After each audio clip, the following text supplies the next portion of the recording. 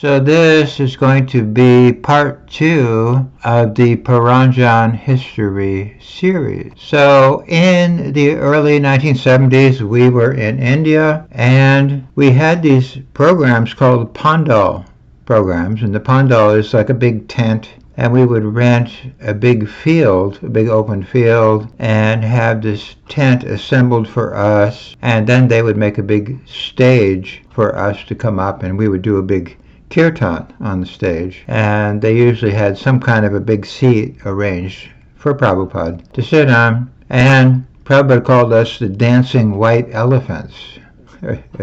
So we were dancing on the stage and chanting, and it was attracting quite large crowds.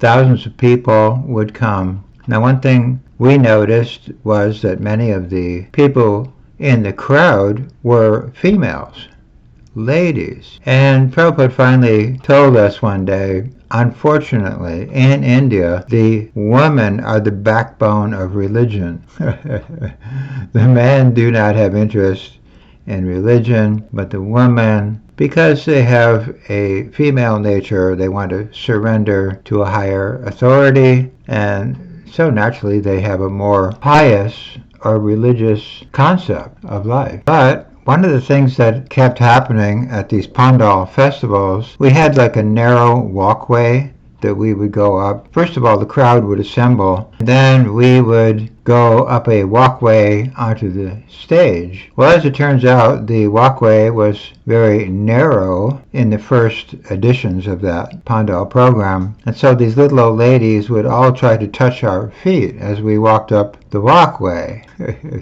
So one day Prabhupada had a big meeting with us, and he says, under no circumstances allow anyone to touch your feet. You will be taking their karma, and if someone does touch your feet, you should touch their head and give the karma back. And he said, if you do not do that, you can get sick, fall down, and have all kinds of bad reactions from taking karma. We are not authorized as neophyte devotees to absorb or accept karma from other conditioned souls. And we asked Prabhupada, well, what happens if we are a brahmachari, a male, and a female touches our feet? Should we touch the head of the female back? And Prabhupada said, yes, it doesn't matter. You must touch their head. You must return the karma. And he was very emphatic about this. And what happened later, we were having a program, a kirtan was going on, and Prabhupada was leading the kirtan, and two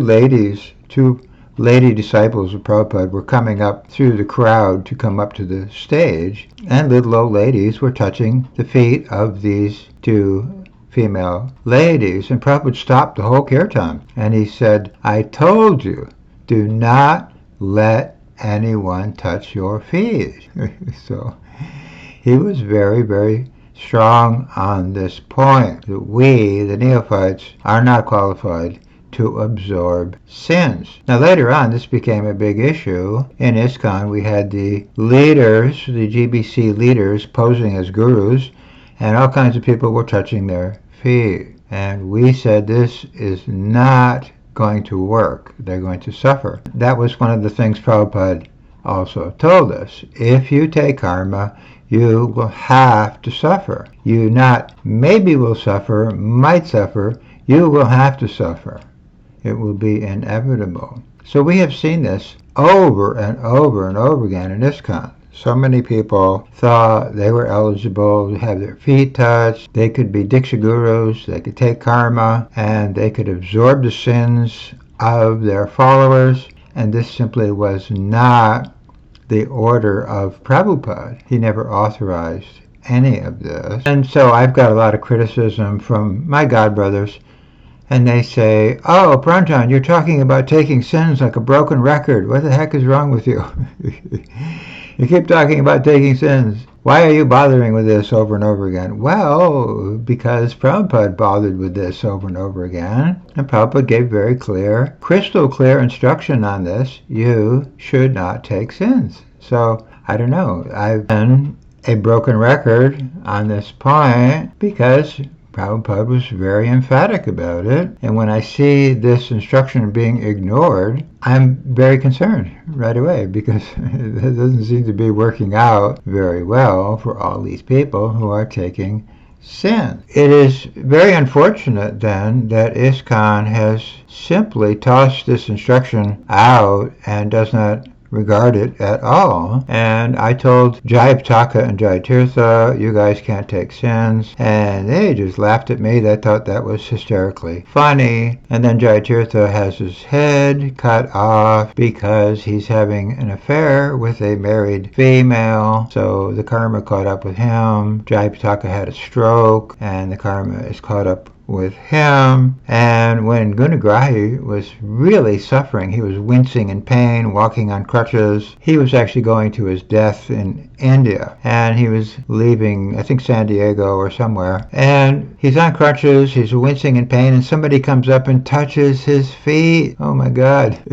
So, you're suffering already like a dog, and you want to take more karma? I mean, really? Seriously? So this type of thing has been going on and on and on. Satsvarup had headaches from taking sins. Antaduta had headache from taking sins. At least the followers say that. Oh, they're suffering from taking sins. Well, yeah. So who authorized them to take sins? When did Prabhupada rescind this order? When did he say, no, I want you guys to be taking sins? And then Kadamba is having his feet washed, and he gets cancer, and he dies. I mean, it's an endless amount of examples of people violating this order. Do not take sins. You will be overwhelmed, and it's just common sense, really. So, like Jesus is taking sins, and Prabhupada said, even though 2,000 years has passed, Jesus is still taking the sins of his sincere followers now. And Prabhupada says only a pure devotee has the Brahmana tejas. Tejas means fire, and only a pure devotee has the fire to burn off sins, which means you do not have that fire.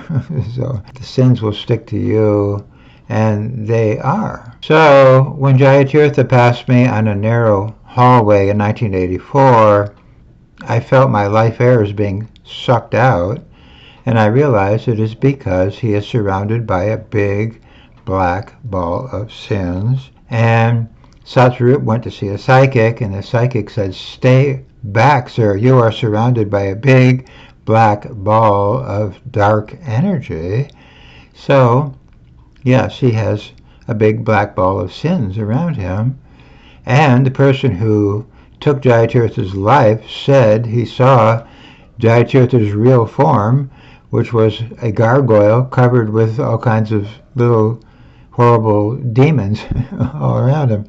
So this guy could evidently see the sins that Jayatirtha has taken covering him up. So this is something that's very important, and it was important to Prabhupada, and so it's important to me. And I'm sorry if people think I'm overemphasizing it, but when I see the catastrophic results over and over again, people taking sins and suffering, I think it's requiring some red flag warning to come up here. Vipramukhya, for his part, was actually very smart. He said every time he initiated people, he felt sick because he was taking karma, and that is why he quit taking disciples, and that was a good move on his part. Anyway, I don't want to belabor this point too much, but it was an important instruction that we got in the early 70s in India at that time. And unfortunately, the instruction seems to have been lost or covered up or forgotten or I don't know what, but it just doesn't seem to be followed. And many of the followers of Prabhupada simply scoff at the idea that they are not qualified or eligible to take sins. They just don't understand the repercussions of not following this order. Anyway, another thing I noticed in India, just because I was dressed like a brahmachari in an orange robe, all these little old ladies would come by and say, oh, it's a mahant. A mahant. A mahant means like a great sadhu, something like that. And of course they wanted to touch my feet and stuff like that.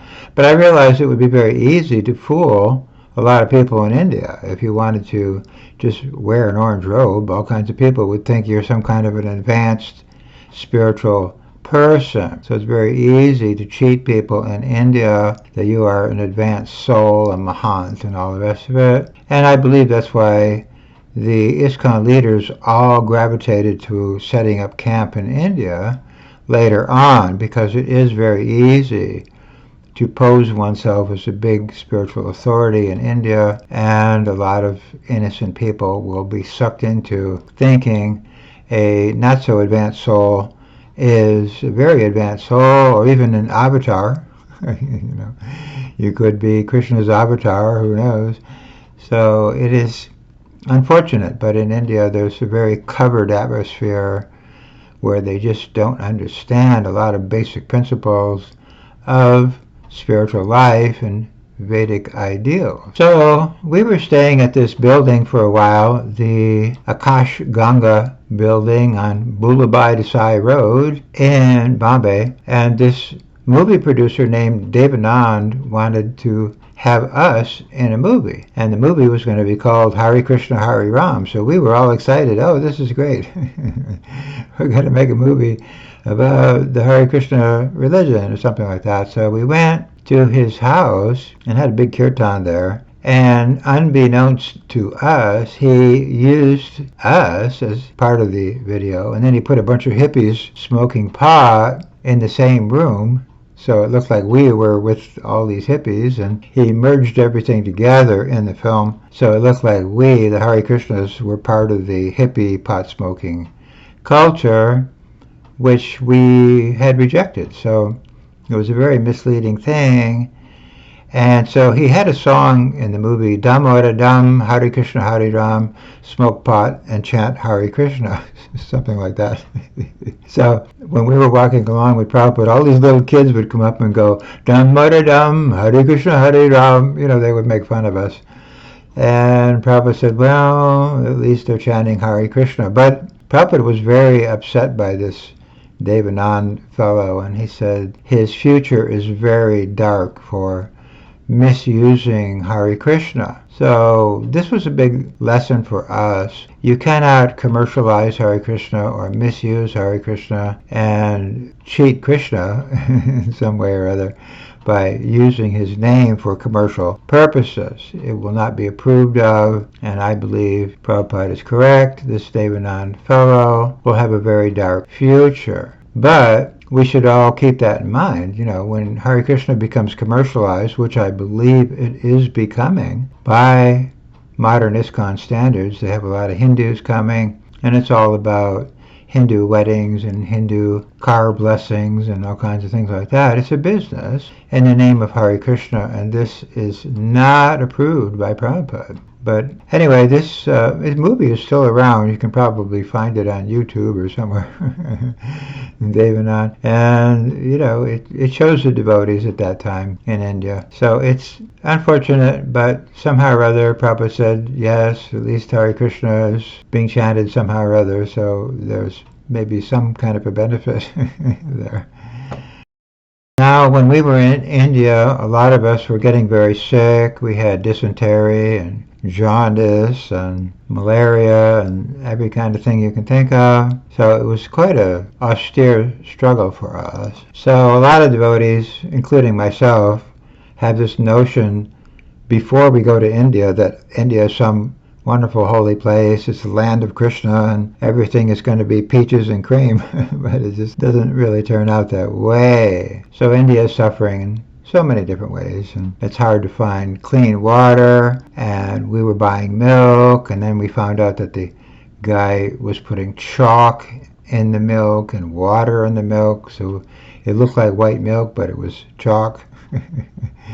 So we were getting cheated on our milk. I was sent out to buy a tin of rice. I bought the tin of rice back, and after a couple of days, we found out there was a couple of big rocks at the bottom of the tin, and there was no more rice in there. So So India is like that. It's got a lot of, let's say, degraded situations going on there. And Prabhupada said the reason India has deteriorated so badly is that they have rejected Krishna. Krishna appeared in India, and if you are in the land of Krishna and you reject Krishna, then you get extra severe punishment for that. And Prabhupada said that. And so he said things like, in India there's an abundance of nothingness.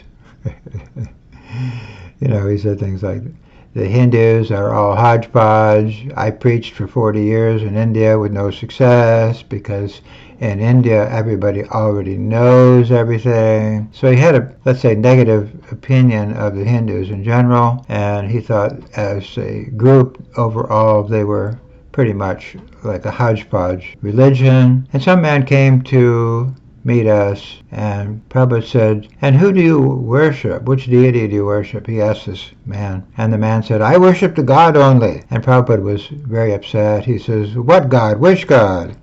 What is the name of that God? So Prabhupada didn't have much patience for these Hindus and their philosophy, because they worship demigods, they worship Krishna, they worship Lakshmi, they worship Durga, they worship who knows who, and they don't have a clear idea of who is the summum bonum actual original personality of Godhead. They just don't know that. And it is very sad that Krishna is appearing in the holy land of India and he is not recognized as the Supreme Being. Now, I believe a certain parallel has happened to ISKCON devotees. Once you know about Krishna, there's some responsibility that you have to follow up on his directives and orders. And if you know about Krishna's orders and you reject or neglect or evade or change Krishna's orders, then you get into trouble. And ISKCON has just been one pile of trouble on every level for almost every citizen. Because Prabhupada said in the Gaudiya Math, one party deviated and one party left, and therefore both parties are asara, or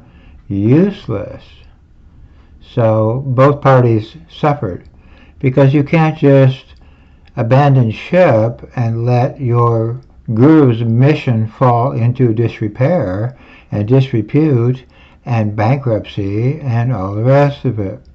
Then you will be held accountable for allowing that, just like the Kauravas were punished for silence. When Draupadi was being insulted, they had a duty to try to repair the situation. But they were silent, and therefore they were condemned for being silent. And so many Prabhupada devotees just wandered off and let all this crap happen, left, right, and center, all over ISKCON. And I believe a lot of them have suffered subsequently. They fell down into drugs and alcoholism, and many of them got cancer, and a whole lot of them are just living in a very kind of poor and dire situation. They don't have health care, they don't have sometimes a car, and they can barely maintain themselves because they did not fight to keep their religion together. And so they're kind of being punished in a certain way by being just deprived of any, let's say, asset or support. But more importantly, a number of them are just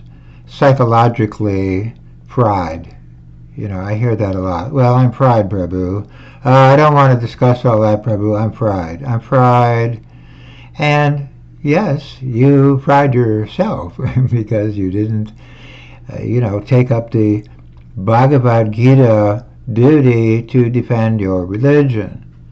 So then you became depressed and you were taking drugs and drinking and watching football, and all kinds of things happened to so many devotees, or almost all of the devotees who just abandoned ship. And that is similar to what happened to India. India is deprived of assets and support and all the rest of it because they had a duty. They have a duty to serve Krishna. When you know your duty is to serve Krishna and you neglect doing that duty, you have an extra responsibility and an extra load of karma if you fail to act appropriately when you are supposed to. When you're supposed to defend Draupadi, who's being insulted, or ISKCON, when ISKCON's being insulted, same thing, you have a duty to defend it and at least try to rectify the situation.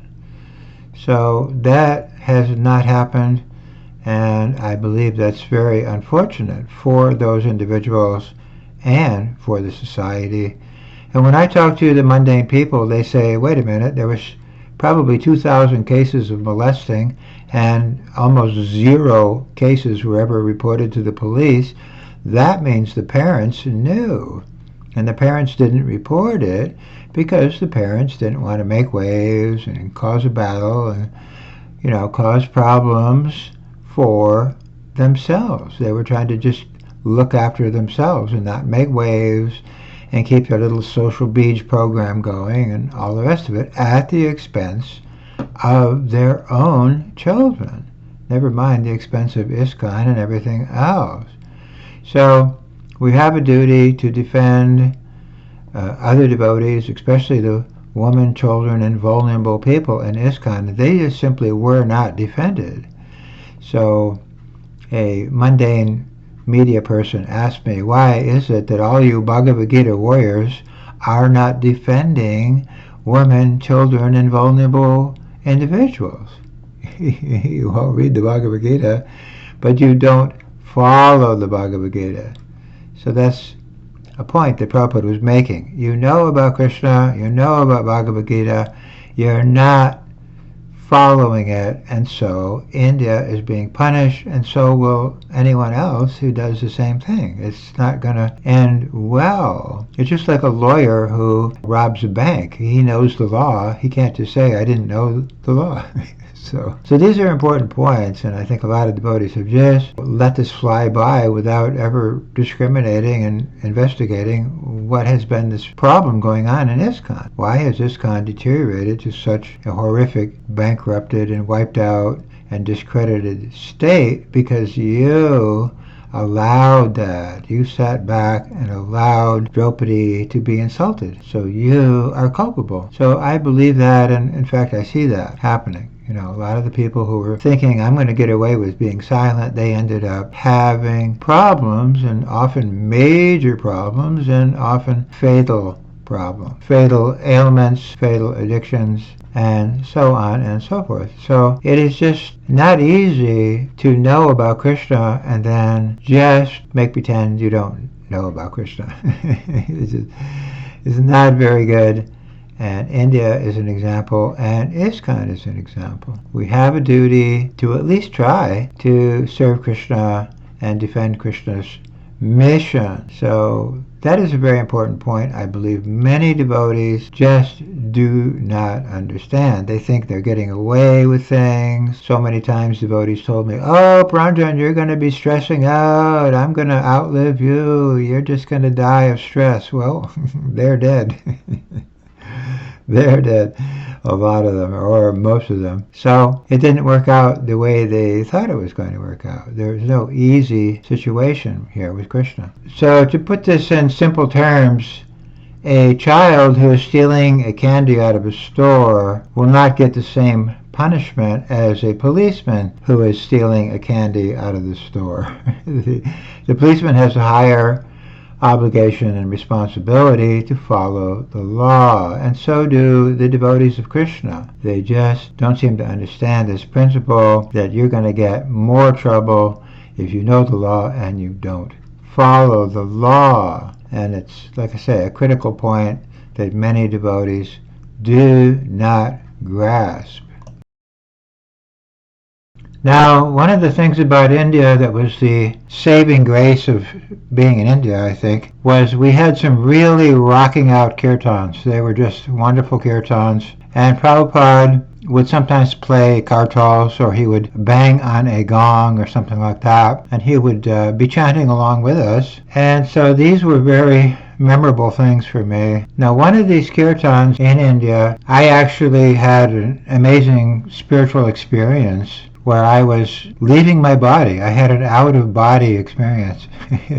And it's kind of hard to describe, but I had the feeling that I was leaving my body for good. I was gone. I was leaving planet Earth, and I was flying way above the Earth, and I was starting to go way, way, way far into the universe, and I thought, you're dead. And you're going back to Krishna. This is the end of the story. You're gone. You're not going back there. I thought, that's it. I'm dead. I'm going back to Krishna. And I was very happy to be doing that. I thought, wow, this is great. And I'm not going to miss that place. So it was quite an amazing thing. And unfortunately, for me at least, I all of a sudden came back and I was in my body again, in the kirtan again, and I went, oh no, it wasn't real.